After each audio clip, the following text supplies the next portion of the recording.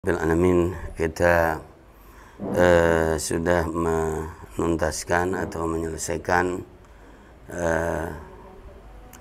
juz 21. Alhamdulillahirabbil alamin. Tadi dikatakan di awalnya adalah surat Al-Ankabut ayat yang ke-46, ya kan? Ada surat Al-Ankabut, ada surat Roma, ya kan, surat Romawi, dan ada surat Luqman, nasihat Luqman atau dialognya Luqman, dan sebagian mengatakan Nabi dan yang tidak Abdun Soleh, ya, alhamdulillahirabbil alamin. Dan ada surat Alif Lam Mim Sajdah, lalu ada surat Al-Ahzab, ya, monumental, jadi surat Al-Ahzab populer sekali sampai ayat yang ke berapa setelah wa may yaqnut, nanti istilahnya 30, ya, 31.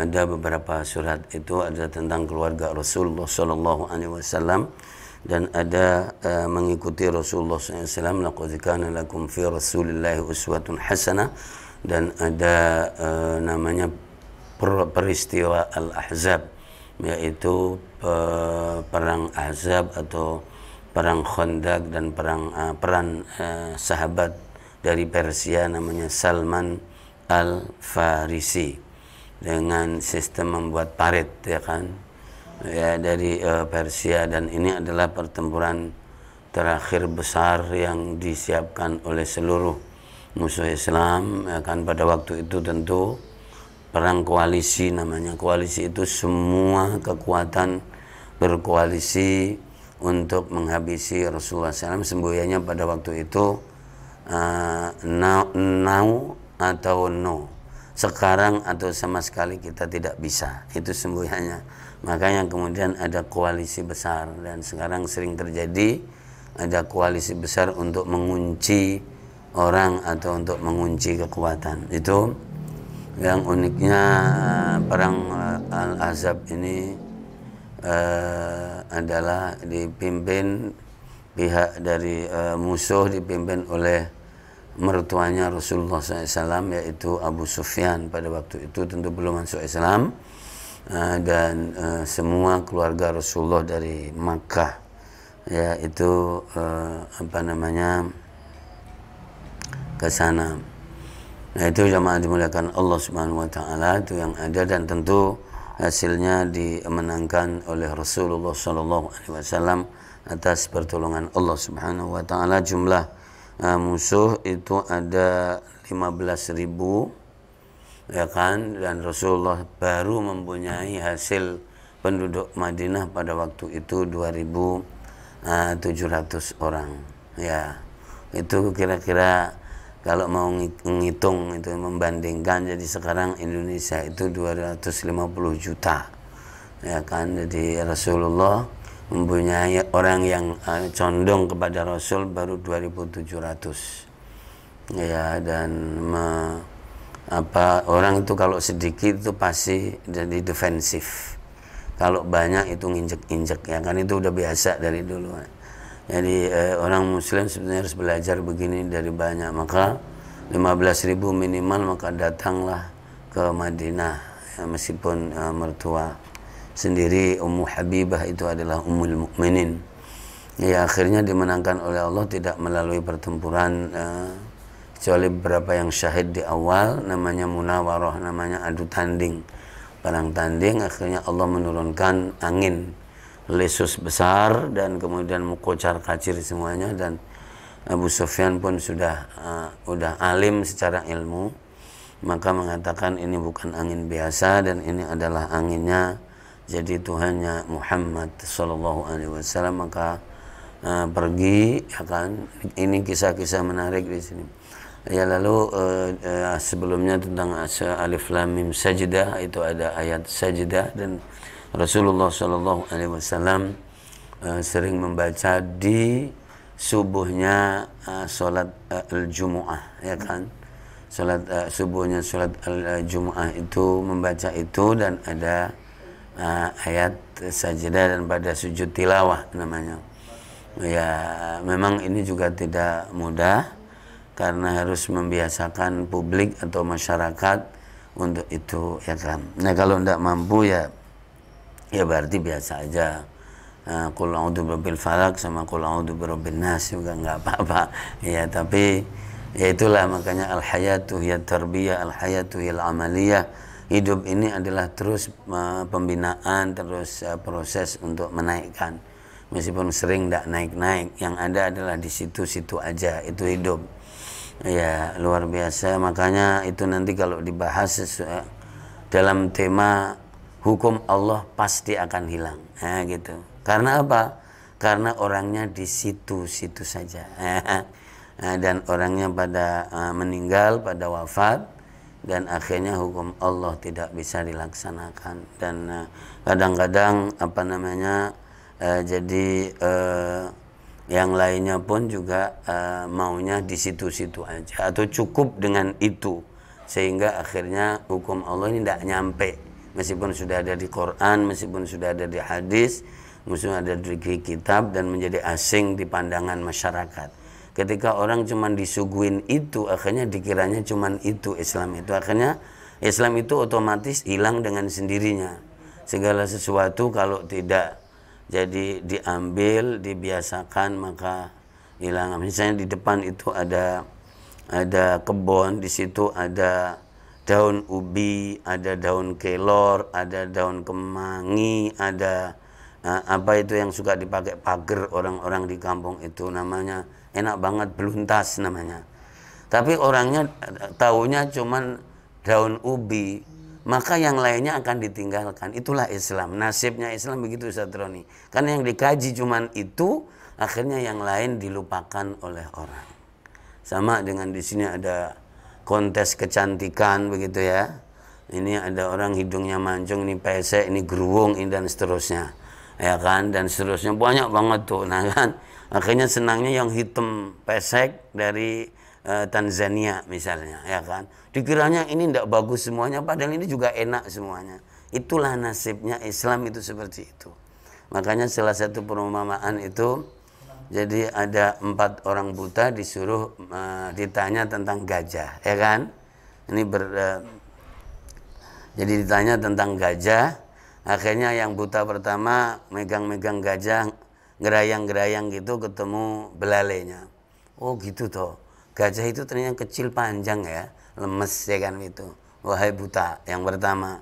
Yang kedua, jadi megang-megang ketemu belabaknya, jadi perutnya lebar. Ternyata gajah itu lebar ya, gitu. Yang satu lagi ketemu kakinya yang depan tuh. Nah, dia kayak tiang ternyata gajah itu. Kasihan deh orang-orang yang buta Islam. Makanya harus dikumpulin. Jadi gajah itu adalah ada belalainya, ada tiangnya, ada ininya, dan seterusnya. Ini pengajian itu harus begitu. Ya. Kasihan. Jadi Islam itu, makanya hadis Rasul, bada'al Islamu ghoriban wa sayaudu ghoriban kama bada. Islam itu memang datang aneh, terus Rasulullah berjuang untuk menyampaikan dan sampai semuanya kepada kehidupan, lalu mulai hilang. Makanya orang berislam itu lama-lama dianggap orang asing. Maka tokoh pun kalau ada orang hafid Quran dikiranya itu radikal, namanya good looking namanya, ya kan gitu. Nah ini luar biasa, maka subhanallahil azim. Jadi harus belajar terus. Al-hayatu hiya tarbiyah wal hayatu hiya al-amaliyah. Nah orang mentadabburi Quran pun juga. Jadi Syekh Abdurrahman As-Sa'di, ya kan, dalam tafsirnya itu banyak kaidah bagaimana memahami Islam, dan juga beliau mempunyai Al-Qawaidul Hisan namanya. Jadi kaidah-kaidah dalam mentafsirkan Al-Quran itu berbentuk kaidah poin-poin, ya kan. Jadi luar biasa. Jadi orang itu akan terformat dengan siapa gurunya, gitu. Akan terformat dengan sendirinya. Makanya kalau ngajinya kiblatnya ke Surya terus, maka pasti nanti ilmunya sumbernya surya. Jadi kemudian kalau kiblatnya Hadramaut terus ya Hadramaut juga. Ya makanya jadi coba kata Imam Malik itu dulu begini nih. Ketika bahwa Ja'far al-Mudhaffar seorang khalifah saking senangnya ketika Imam Malik menulis kitab Al-Muwatta, maka wahai Imam, ini harus menjadi kurikulum. Nah, kemudian jawabnya Imam Malik dengan penuh kesantunan. Karena itu adalah kitab pertama dalam hadis, meskipun sebetulnya setelah belakangan dicek, juga mengumpulkan fikih, mengumpulkan tidak semuanya sahih secara kehadisan Rasulullah. Nah, tapi bahwa sahih dari Imam Malik sampai kepada sumbernya apakah perkataan sahabat siapa itu sahih. Lalu khalifah, ilmu Nabi itu mencar ke seluruh dunia. Dan di kepala sahabat semuanya ada sebagian ilmu Nabi. Dan inilah yang sampai ke aku, ya kan. Kalau ini diwajibkan, nanti ada ilmu yang tidak sampai ke aku, maka akan menimbulkan pertengkaran. Halo, ya gitu. Itu Imam Malik yang tidak ada orang yang berani mengangkat kepalanya kalau beliau sedang duduk ngajar. Dan itulah guru utama Imam Syafi'i dalam tingkat jadi SMP dan SMA. Nah gitu, jadi Imam Syafi'i itu lahir di Gaza, ya kan, umur 2 tahun dibawa ibunya ke Mekah, ya, lalu ngaji dengan Muslim Zanji, Kiai Waqi dan seterusnya. Kata mereka ilmu Mekah sudah habis, sana kamu cari di Madinah. Nah, terus dikasih rekomendasi, kayak santri minta rekomendasi gitu. Dibawalah ke Imam Malik, diserahkan begitu rekomendasi, dirobek sama Imam. Sono, ngantri. Nah, jadi ngantri ini adab alim dan muta'alim. Enggak usah pakai KTP C. Meskipun sekarang juga penting KTP C itu ternyata. Akhirnya ngantri. Ternyata imam ini luar biasa cerdas banget. Dan dalam waktu sepekan, dalam waktu 2 pekan, 9 hari dia hafal kitab Muwatta yang tadi itu. Nah, terus sampai umur 18 tahun bersama Imam Malik, dan dikatakan begini di antara akhir perkataannya, Syafi'i kamu jangan taklid sama aku, ya kan, karena kamu sudah punya bahannya yang aku punya. Khudh min haitsu akhadtu, ambillah dari mana saya mengambil. Makanya kadang imam dan guru ini kadang ada berbeda di masalah ini, tidak ada masalah. Nah gitu. Lalu dia lari ke Kufah mengejar muridnya Imam Abu Hanifah, tidak ketemu karena jadi Imam Syafi'i lahir, Imam Abu Hanifah wafat. Ketemulah Imam Muhammad Abu Yusuf dan Muhammad bin Hasan. Ketemu, terus belajar jadi lebih alim lagi, ya gitu, yang alim, dan pernah pulang ke Mekah mengajarkan mazhab Syafi'i. Jadi sebetulnya jadi yang namanya murid itu ya tergantung sumbernya, ya gitu. Maka ketika sudah mempunyai alatnya ya terus jadi seperti itu. Nah ini subhanallahil azim, ya secuplik aja, ya kan, dari apa tadi masalah al-hayatu ya at-tarbiyah. Saya kira itu yang bisa saya aturkan pada hari Rabu pagi ini, insyaallah ta'ala, juz 21 untuk masalah Roma, karena sudah pernah disinggung, nanti jadi ini insyaallah diulang dan diulas.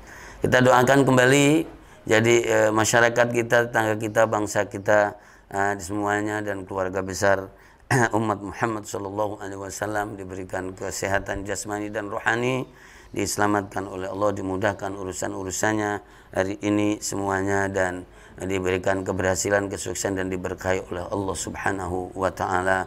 Amin ya rabbal alamin. Allahumma allimna ma yanfa'una wanfa'na bima 'allamtana wa zidna ilma. Allahumma ati nufusana taqwaha wa zakkiha anta khairu man zakkaha anta waliyuha wa maulaya arhamar rahimin. Ya Allah, ya Allah, Allahumma kuffa an hadha ta'un anna wa anil islami wal muslimin wa an auladina wa dhurriyatina. Ya Allah, cobakanlah COVID-19 ini dari kami, keluarga kami, putra-putri kami, lingkungan dan masyarakat serta bangsa kami dan umat Muhammad sallallahu alaihi wasallam. Wa antal qadiru fawqa ibadik wa antal qadiru wal qahiru فوق عبادك يا الله برحمتك يا أرحم الراحمين. ربنا آتنا في الدنيا حسنة وفي الآخرة حسنة وقنا عذاب النار. صلى الله على سيدنا محمد وعلى آله وصحبه أجمعين والحمد لله رب العالمين. بركة الفاتحة. أعوذ بالله من الشيطان الرجيم. بسم الله الرحمن الرحيم.